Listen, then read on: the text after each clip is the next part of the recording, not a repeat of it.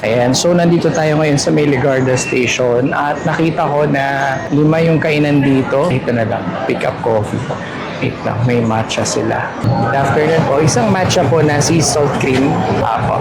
Upsize po regular. Regular lang po. So, nag-order tayo ng Aaron po. Nag-order tayo ng matcha dito.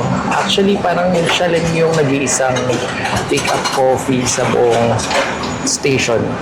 Meron po ba kayo sa recto nito, te? Meron po. Meron. Nakabukas lang. Ayan, yung recto papunta pa lang tayo. So, nag-order tayo ng matcha sea salt cream, regular size, for 99 pesos.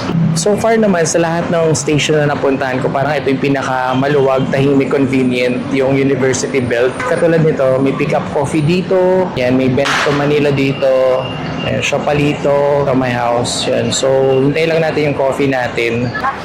Alam niyo, medyo nahihilig ako sa matcha ngayon. Pero before, puro cookies and cream, Spanish latte, macchiato. Pero ngayon, sabi nga nila, pag nasa Tito Ira ka na, matcha na yung iinumin mo.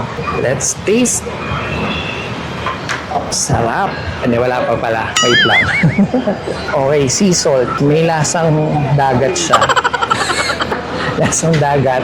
Medyo kasi sea salt eh. Parang seagrass. Yan, yung malalasahan mo. Parang pakiramdam mo, humihinga ka sa ilalim ng dagat. Medyo marerelax ka sa coffee nila. It's because less than 100 pesos and give yourself a treat once in a while. Tapos natutuwa lang din ako sa packaging nila kasi Regular po. ayaw nila ng green. Favorite color kasi green.